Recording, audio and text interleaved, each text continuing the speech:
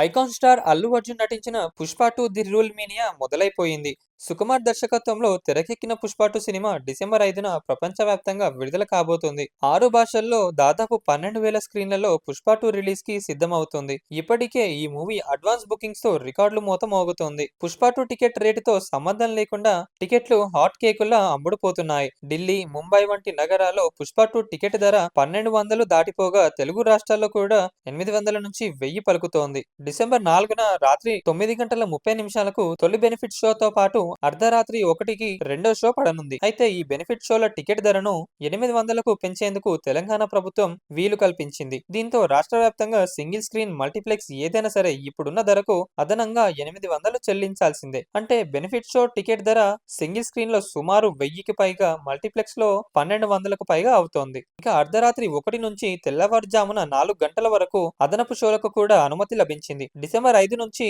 8 వరకు సింగిల్ స్క్రీన్లలో 150, మల్టీప్లెక్స్లలో 200 పెంచారు. డిసెంబర్ 9 నుంచి 16 వరకు సింగిల్ స్క్రీన్లో రూ. 105, మల్టీప్లెక్స్లో 150 పెంపునకు అనుమతి ఇచ్చారు. ఇక డిసెంబర్ 17 నుంచి 23 వరకు సింగిల్ స్క్రీన్లో రూ. 20, మల్టీప్లెక్స్లో రూ. 50 పెంపునకు అనుమతి ఇస్తూ ఉత్తర్వులు జారీ చేశారు. కాగా తెలంగాణలో ప్రీ బుకింగ్స్ శనివారం సాయంత్రం 4 గంటల 53 నిమిషాలకు ప్రారంభం కానున్నట్లు మేకర్స్ అఫీషియల్ గా తెలిపారు.